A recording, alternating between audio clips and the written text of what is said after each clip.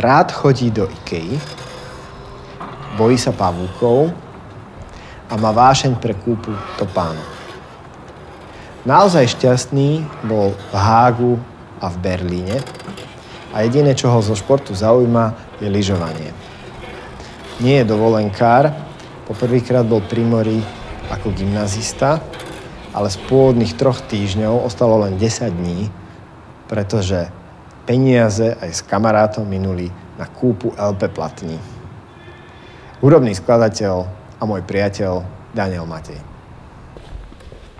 Opera John King vznikala v druhej polovici 90. rokov a napriek tomu je plná humoru, kamarátstva, absurdity.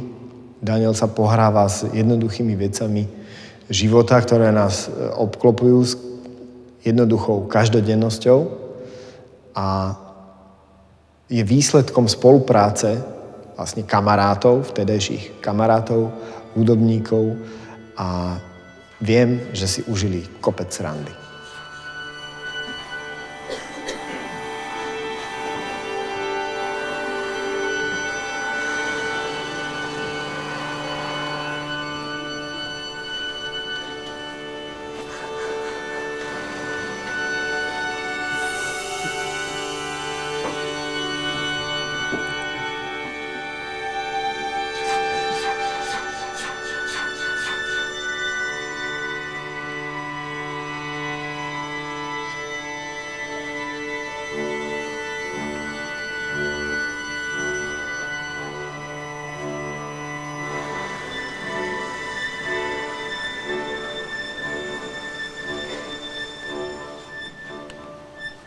Prvé bolo libreto, alebo hudba, alebo to... To vzniklo tak, že Zúza a Ľubo mi dali nejaké texty. Ja som im vlastne hovoril o tom pôvodnom zámere My Country, že teda to bude koncert pre 4 hráčov, ktorí sa počas pripravovania v šatni na ten koncert opijú a vlastne potom ten koncert nebudú hrať, bude hrať len orchester.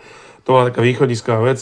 Druhá vec bola, že to bol vlastne rok 2001, vtedy sme sa spamätávali z mečiarizmu. A boli strašne veľa frustrácie v spoločnosti a bolo pre nás prirodzené urobiť akúsi takúže politikov. No nie je to politická vec, to je skôr reflexia toho všetkého, že My Country, hej. Tak ja som vedel, že potom sa mi začal taký koncept skladať. Vedel som, že budeme recyklovať v predohre aj v kóde Akási mi krásna od Suchoňa. Teda len melodický materiál. Tak to bol jedna vec. A potom som vedel, že keďže to je opera, tak ja som vlastne jedno z období opery, ktoré ma najviac fascinuje, raný barok. Ako sa to rodilo. Ja si to vždy predstavoval, že jak to sa stretávali u toho Bardyho, jak diskutovali vážne o literatúre, o tom, že sa treba zbaviť kontrapunktu, lebo zahmlieva text a že to treba tie pesničky alebo tie dramatické výstupy. Proste som si to tak fabuloval, že asi ako by to mohlo byť. No a my sme sa vlastne ocitli akoby v podobnej situácii. Ja som si pripadal vo Florencii na konci 16. storočia. Takže tá opera podobne sa rodila ako predstavenie Stoky v tom zmysle, že každý mal niečo pripravené a potom sa to tak skladalo dokopy, že nebola to opera, ktorá by mala nejakú dejovú líniu, skôr sú to také ale tým pádom scény, ten text bol akože prvý, hej? Že ste sa bavili o tom librete, texte a potom... Tak inštrumentálne vstupy boli nezávislé, tam som napríklad vedel, že to bude balet, lebo tam ešte bol vlastne ten ranooperný moment, že tam boli aj baletné scény. Áno. Čiže vedel som, že tam bude tanec, že tam bude proste nejaký solisti, zbor, orchester a samozrejme, že tie hlavné scény, ktoré sú vykomponované, tak boli na konkrétny text písané, hej. No ale ja považujem teda za najlepšiu, teda ak by sme z toho niečo použili, tak to je pointa vlastne tej opery, počkaj, musíme to pozrieť.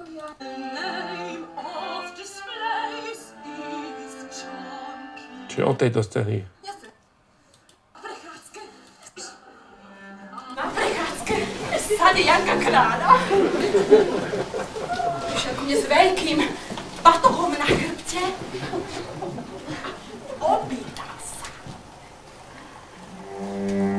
What's the name of this place? time of displays is chunking.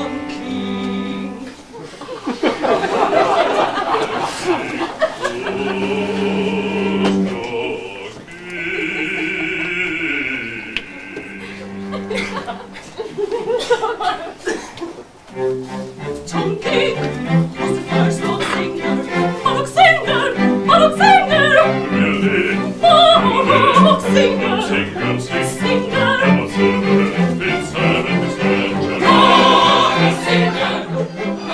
Pointa je, že John King was baroque singer. Čo je vlastne... Ale tam išlo totiž o to, že oni vlastne ľudia boli 3/4 hodiny vystavení niečomu a zrazu sa vyjavilo, že prečo sa tá opera volá John King, a to v tom deji bolo úplne zanedbateľné. Že vlastne podľa sada Janka Krála a Janka Krála samotného sme to že vyústili do toho názvu. Preto tam bol ten smiech, že oni vlastne vtedy pochopili došlo na tú pointu.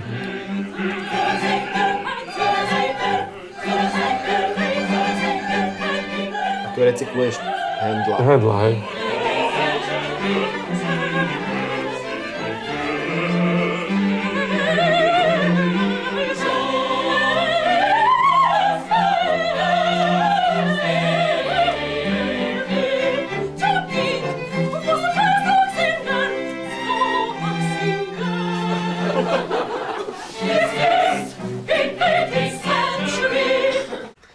Veľa ľudí má pozitívne emócie s tým predstavením spojené. To bolo aj pre mňa to bola jedna z najkrajších vecí, lebo my sme sa pri tom strašne veľa nasmiali a to bola taká, že tá kolektívna, aj sme sa pohádali do krvi, aj zle bolo, ale to, čo prevážilo, bol tá synergia tých nápadov režisérsko, textársko, hudobnícko, neviem, ešte ďalších produkčných nápadov, že to bola fakt ako pre mňa obrovský zážitok. To by som ešte chcel zažiť, keby som niekedy ešte písal operu, tak určite týmto spôsobom. Tá predstava, že ja napíšem operu ako väčšina skladateľov takých tých, akože ja im hovorím tak možno nespravodlivo mainstreamových, že sedí doma, píše partitúru, potom zaniesie do opery a tam sa o to niekto postará, tak to by ma absolútne nebavilo. Absolútne. To jedine takýmto spôsobom, že to vzniká z dola, že človek príde zo skúšky, dokomponuje scénu, lebo tam dostal nápad, že toto by sme tam ešte mohli dať. Takže takto ja rád pracujem a pre mňa sú toto zážitky kolektívnej tvorby.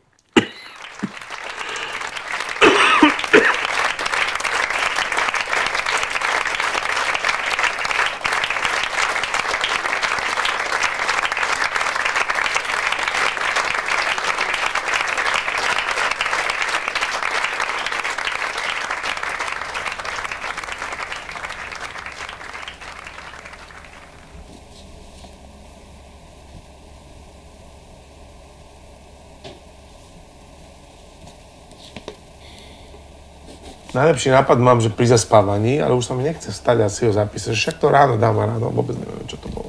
A úplne som z toho zúfalý. Takže teraz som mal nápad ešte minulý týždeň v Brne. A sa povedal, toto si musím zapamätať, som si ho zapamätal, teraz som si ho zapísal.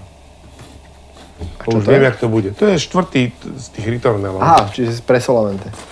Hej, ale je to v tom koncepte, že ja viem, ako ten štvrtý bude vyzerať, že má byť pomalý a že má mať v súvislosti s tým druhým. A jediný, ktorý som tým pádom nemám, ani neviem ešte, ako bude vyzerať, lebo sa mi to neviem, musím si to nejak... Je tretí, ktorý bude v strede. A ten tretí neviem, ako vymysleť. Tento prišiel akože minulý týždeň a ten tretí neviem. Veľmi náhrubo viem, čo by som tak chcel, ale nemám nápad taký, akože konkrétny. A ja viem, keď mám ten nápad, hej. To vtedy... Keď to len tak riešim, tak, ale potom príde taký klik, že som s tým spokojný a už tedy viem, že to som tak... Že vieš to, máš to v sebe. Teraz tak, to už nie. Ten pocit je tam, že je to OK. Niekedy sa s tým potom trápim veľa, ale ten prvý impuls je... No, a ja si myslím, že to má každý, čo robí tvorivú činnosť, že ten moment, že už to mám, lebo bez toho nezačneš robiť, ani keď nemáš ten pocit, že už to mám a idem do toho. Takže tak, no. Môžem ti to zahrať, keď chceš. Ako si to predstavujem. V skrátenej verzii ten materiál vyzerá takto, že... V podstate to je uspánka Halle Belly, hej?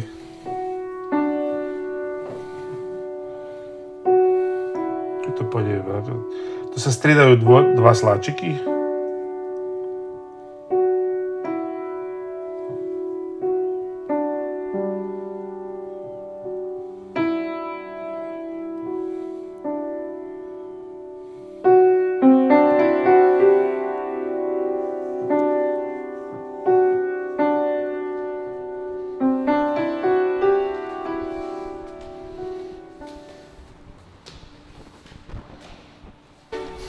Hello.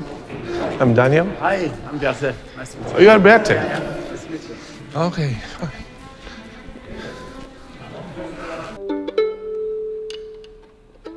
Ešte keby kolíky držali však.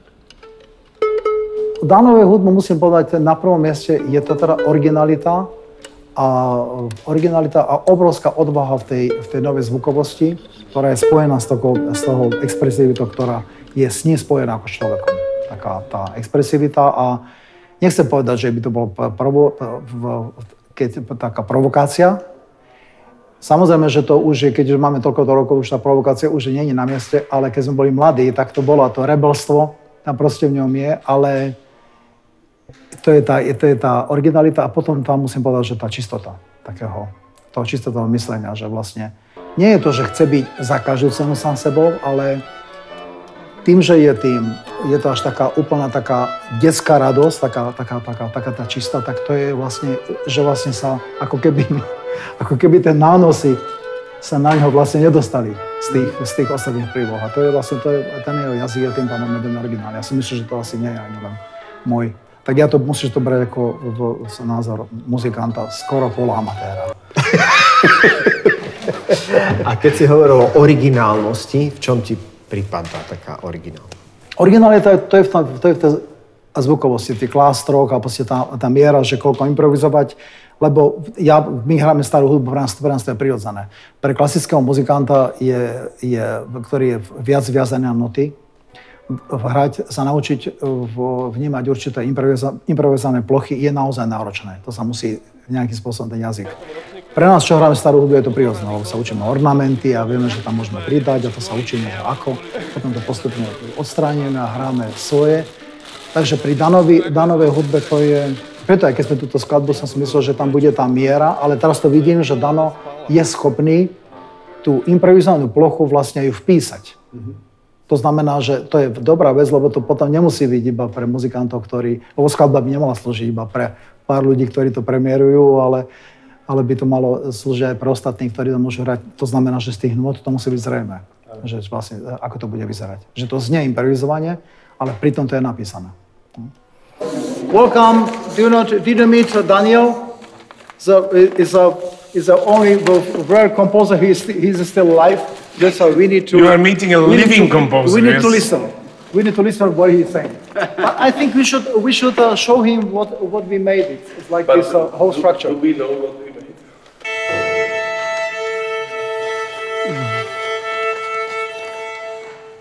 Ešte máš také predstavenie občas sebe, že ako to bude znieť? Alebo už máš úplnú Vieš čo, predstavu, oni že... aj tak s tým urobili, čo chceli, takže to je úplne... Ja to teraz sa budem snažiť len tak skorigovať. Že chlapci nie až... Napríklad on sa chystá na bicie a ja tam bicie nemám, tak som zvedavý, že v ten moment, kedy ho zruším, že nie. No percussion, Si tam robí poznámku. A ešte si to aj poznámkuje. Kde nás to? Presne.